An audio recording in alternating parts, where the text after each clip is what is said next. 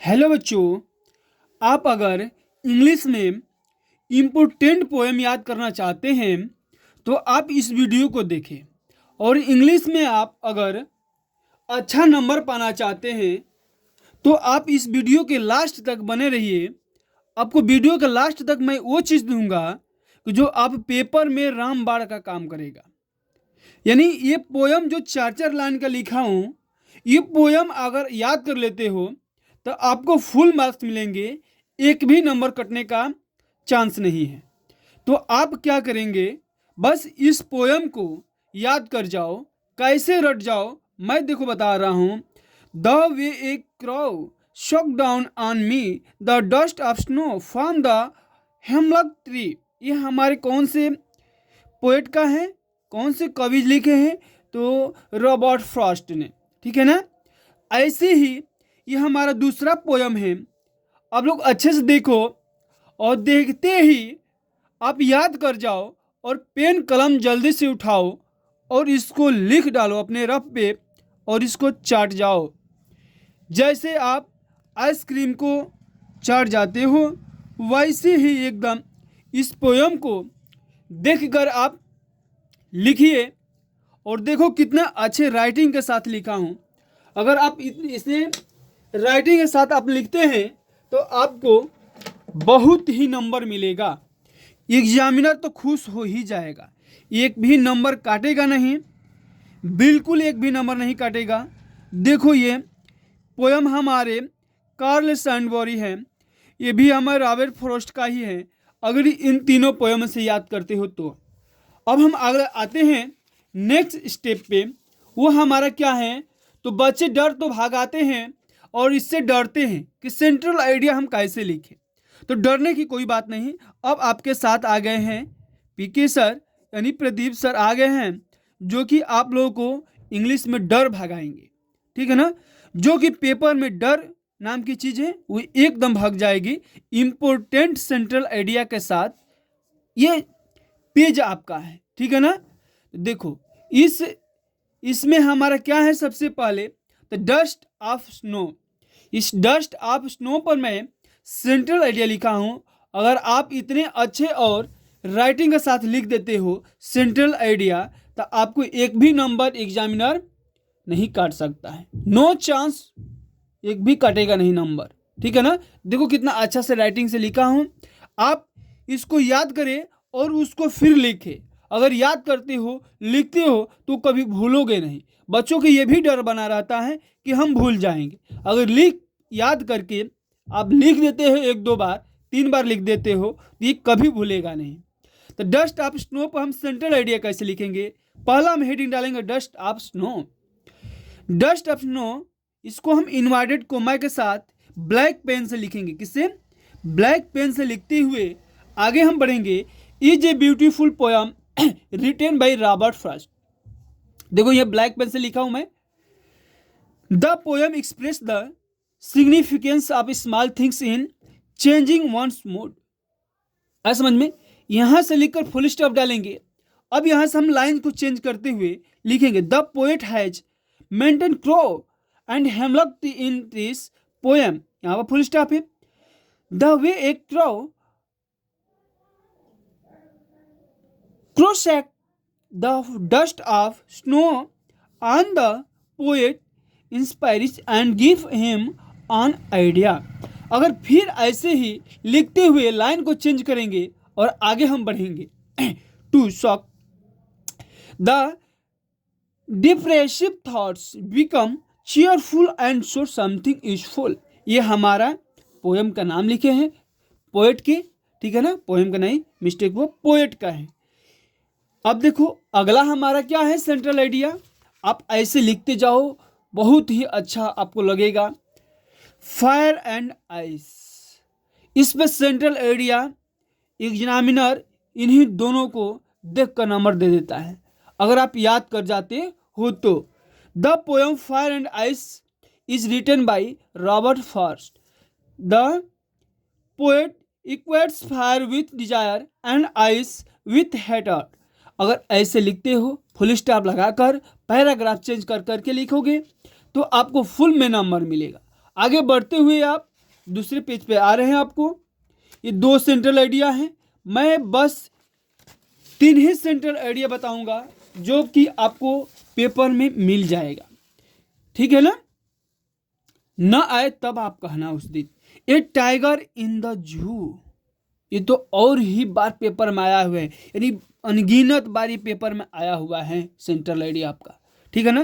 तो the poem a tiger in the zoo in composed by Leslie Norris, ये जो हमारे हैं ये पोएट का नाम है, ठीक है ना। ये हमारे चैप्टर का नाम है। इसको हम ब्लैक पेन मोटा हेडिंग के साथ लिखेंगे, ठीक है ना। इसी के साथ हम आगे बढ़ेंगे। The poet want to convey that is cruel to keep, यहाँ पर फुल स्टॉप लगाते हुए, और एक बात ध्यान में रखना है कि आप जस्ट जहाँ फुल स्टॉप लगाएंगे 2 लाइन 3 लाइन के बाद आप लाइन अगर पैराग्राफ चेंज कर देते हैं एग्जामिनर बहुत ही नंबर देगा। तो ऐसे करके ये चौथा नंबर हमारा है द ट्रीज पर, और इसको आप वीडियो को पुश करके आप लिख सकते हो, ठीक है ना, आपको नंबर मिल जाएगा। अब देखो, अब तो बच्चे कहते हैं कि सर हम कोचिंग में स्कूल में हम नरेशन पढ़े ही नहीं हैं, पैसिव वॉइस एक्टिव वॉइस पढ़े ही नहीं हैं, तो वो भी सर आपके क्या कर रहे हैं, डर को भगा रहे हैं। कैसे भगा रहे हैं, ये देखो एकदम भूत जैसा भगेगा, जैसे भूत भगता है नरेशन में। बस यही आपको ध्यान देना है। जो नरेशन दिया हूँ मैं, लगभग 7-8 नरेशन है हमारे, अगर ये भी आप रट जाते हो, यानी इसको प्रैक्टिस कर जाते हो, तो नरेशन आपको बनाने पेपर में आ जाएगा, ठीक है ना। The teacher said to Geeta do not waste your precious time in gossips. तो ये जो दिया गया है, यानी जो नरेशन में है, इस क्या कर रहा है, सलाह दे रहा है, यानी सजेशन, एडवाइज, ठीक है ना। तो the teacher advise Gita not, यानी एडवाइज लगा करके इसको हम नरेशन बनाएंगे, ठीक है ना। ऐसे ही हम आगे बढ़ेंगे दूसरे नंबर पे। Anil said to his sister please put this papers on table. ये क्या कर रही हैं, रिक्वेस्ट कर रही हैं। क्या कर रही हैं, रिक्वेस्ट। तो रिक्वेस्टेड के साथ हम इसको जोड़ेंगे, requested his sister to put those papers on this table. ऐसे लिखेंगे, एक भी नंबर कटने के चांस नहीं है, ठीक है ना। वादा है कि मैं बोला हूं कि आपको मैं पेपर में 70 में मैं 65 नंबर बिल्कुल आपको दिलाएंगे, तो ये दिलाएंगे, मेरी गारंटी है।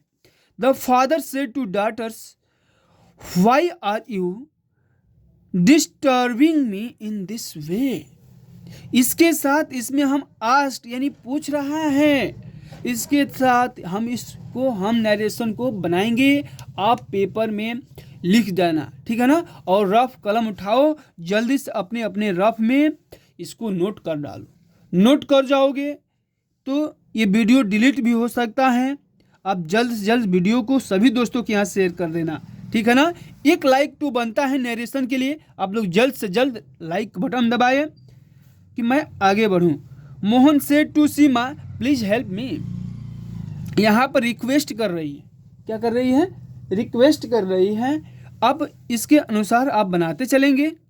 5 नंबर है, 6 नंबर है, इसके अनुसार नरेशन आपका क्या हुआ, 6 हम बताए। अब प्रैक्टिस करना इसी के आधार पर, ठीक है ना। अब देखो बच्चों का अब तो और डर बना रहता है कि सर हम ट्रांसलेशन कैसे करें, कोई आ गया ट्रांसलेट करने को तो उसको कैसे हम करें। बच्चों के अंदर तो डर बना रहता है हमेशा के लिए, और मैं आ गया हूं उन बच्चों का डर खत्म करने के लिए। खत्म डर को खत्म करो, ठीक है ना। भारत एक प्राचीन देश है, इसकी संस्कृति बड़ी ही समृद्ध है, इसकी छाप अनेक देश में देखी जा सकती है। तो लिखा है वह भारत एक प्राचीन देश है, तो India is an ancient country, इसका ये हुआ, ठीक है ना। इसकी संस्कृति बड़ी ही समृद्ध है, it's cultural is very rich, इसकी छाप अनेक देशों में देखी जा सकती है। दिस कंट्री इट्स इम्प्रिंट का इम्प्रिंट मतलब होता है देखी जा सकती हैं। यानी छाप क्या होता है? छाप होता है। क्या होते हैं? छाप। चल आगे बढ़ते हैं।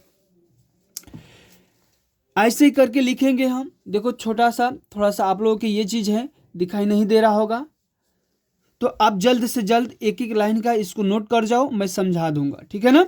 This country is known for its fairs, temples and festival, we या full stop, we should make it pollution free. मतलब बोल रहा है कि हमें इसे प्रदूषण रहित करना है, ठीक है ना। अब देखो 2 नंबर, ईश्वर ने हमारे लिए चांद बनाया है। गॉड हैज, थोड़ा सा ऊपर करता हूं, God has made the moon for us, इसका ये हुआ, ठीक है ना।